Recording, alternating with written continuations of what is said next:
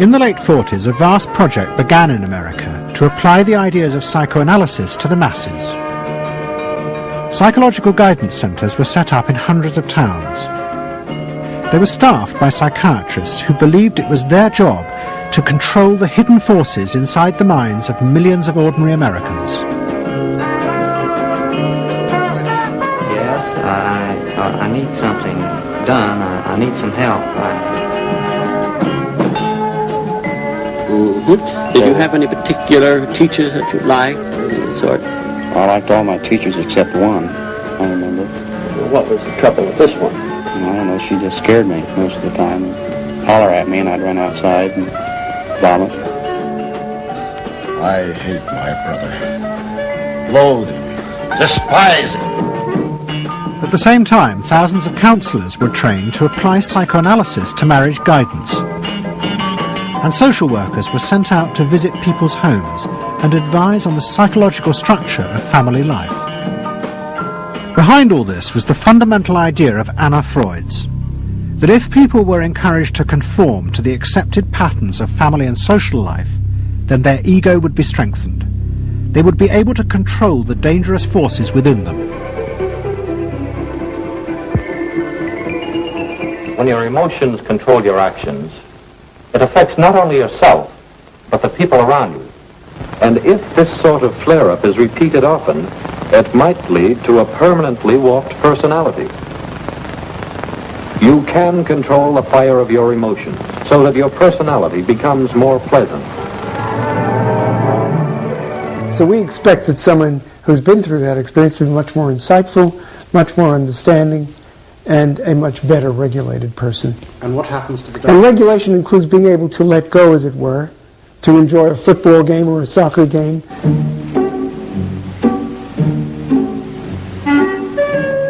A more understanding, yes, rational, but also appropriately emotional person.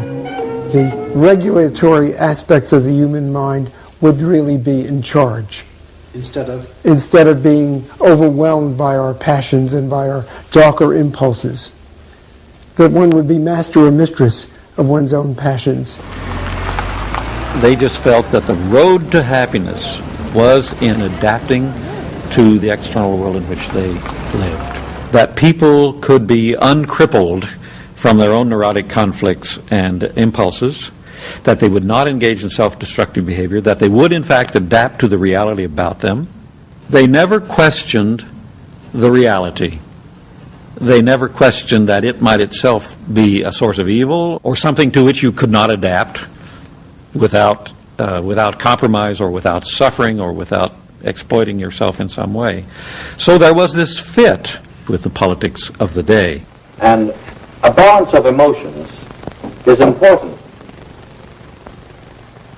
to a well-rounded personality. But it was only the beginning of the rise to power of psychoanalysis in America. Psychoanalysts were about to move into big business and use their techniques not just to create model citizens, but model consumers. Last week's episode showed how Freud's American nephew, Edward Bernays, had been the first to convince American corporations that they could sell products by connecting them with people's unconscious feelings. But now, a group of psychoanalysts were going to take what Bernays had begun and invent a whole range of techniques to get inside and manage the unconscious mind of the consumer. They were led by Ernest Dichter. Dichter had practiced next door to Freud in Vienna, but he had come to America and set up the Institute for Motivational Research in an old mansion north of New York. This is the Institute for Motivational Research, a place devoted to the intriguing business of finding out why people behave as they do, why they buy as they do, why they respond to advertising as they do. And this is Dr. Ernest Dichter. We don't go out and ask directly, why do you buy, why don't you? What we try to do instead is to understand the total personality, the self-image of the customer. We use all the resources of modern social sciences. It opens up some stimulating psychological techniques for selling any new product. Like the other psychoanalysts, Dichter believed that American citizens were fundamentally irrational beings, they could not be trusted. Their real reasons for buying products were rooted in unconscious desires and feelings. And Dichter wanted to find ways to uncover what he called the secret self of the American consumer. He was trying to get out of people's mind the unconscious motivations that they had for purchasing.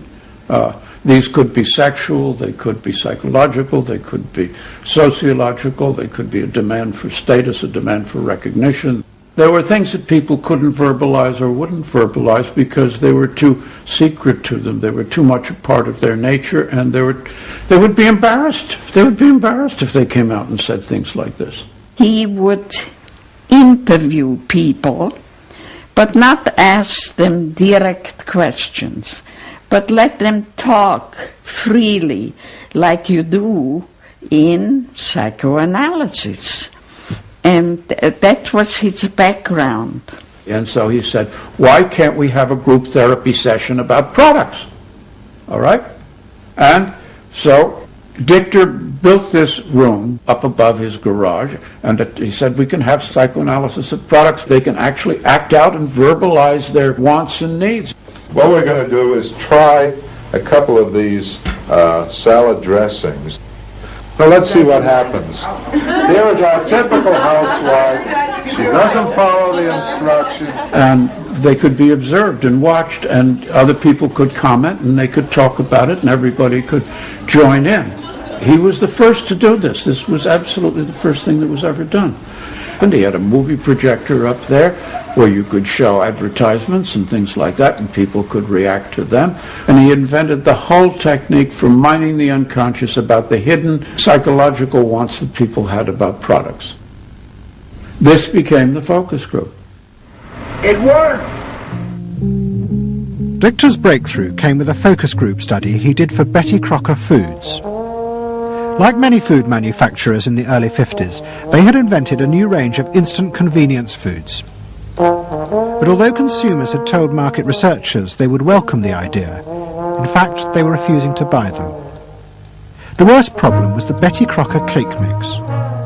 Dichter did a series of focus groups where housewives free associated about the cake mix.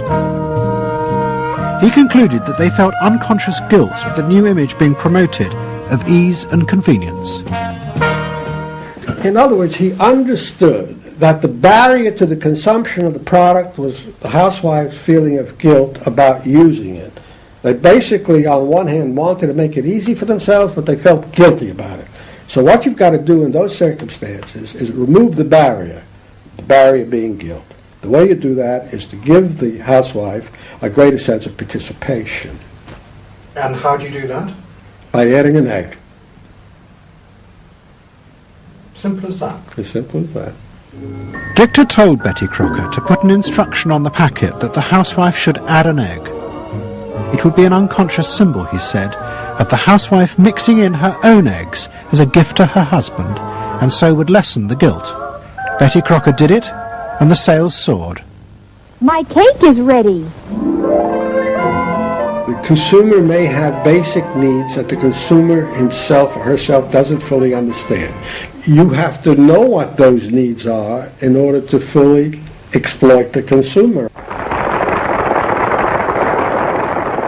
Is it wrong to give people what they want by taking away their defenses, helping remove their defenses?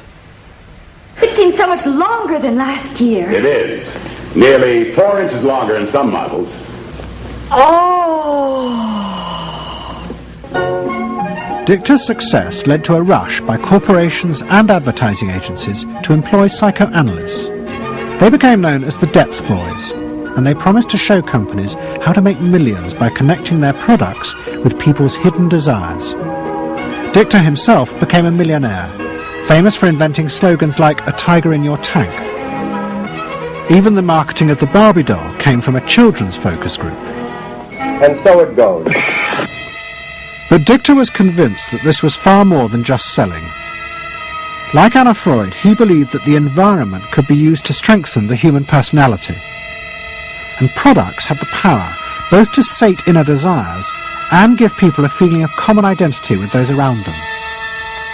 It was a strategy for creating a stable society. Dichter called it the strategy of desire. To understand a stable citizen, you have to know that modern man quite often tries to work off his frustrations by spending on self-gratification. Modern man is eternally ready to fill out his self-image by purchasing products which complement it. If you identify yourself with a product, it can have a therapeutic value. It improves your self-image and you become a more secure person and you have suddenly this confidence of going out in the world and doing what you want successfully. Burnett believed that that would then improve the whole of our society and become the best society on this planet.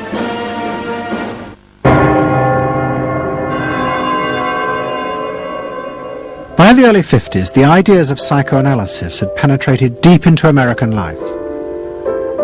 The psychoanalysts themselves became rich and powerful. Many had consulting rooms overlooking Central Park in New York. Politicians and famous writers like Arthur Miller and Tennessee Williams became their patients. They were seeking not just help, but to understand the hidden roots of human behavior. We were sought after. Washington was interested in what we think. You know, the important writers, important politicians were undergoing psychoanalysis. It was, we had waiting lists because there were so many patients that wanted to be analyzed.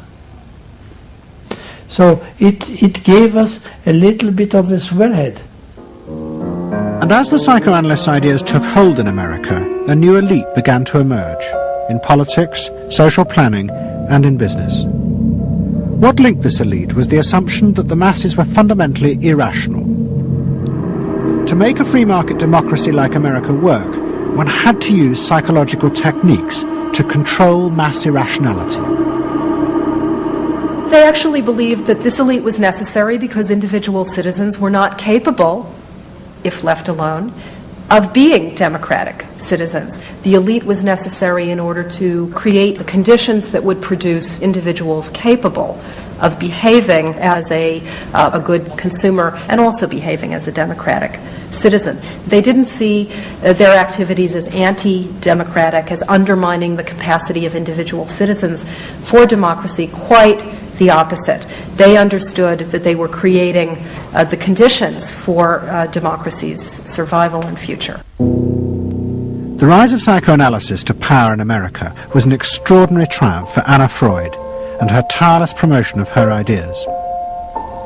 She remained in England, living with Dorothy Burlingham. On the surface, it was an idyllic life. She and Dorothy had bought a weekend cottage on the Suffolk coast. And in the summers, Dorothy's children came from America to visit with the grandchildren. But underneath, things were going badly wrong. Both Bob and Mabby Burlingham, who Anna Freud had analysed in the 1930s, had suffered personal breakdowns, and their marriages were collapsing. Bob was drinking heavily, and Mabby suffered terrible anxieties. The real reasons for the visits to England were yet more analysis with Anna Freud. The problem was that it didn't look very good, did it? Because here you have somebody who's having nervous breakdowns and is having alcoholic binges, and this is not exactly, doesn't really sit well. Well, you know, from a humane standpoint, obviously this is not desirable. You know, you want to help these people, but it also had the wider ramifications of everybody in analysis, in analytic circles, knew that Bob and Mabby were guinea pigs. They were the living proof that this was a wonderful process. It was very much swept under the rug. It didn't get out. I mean, these people had such, their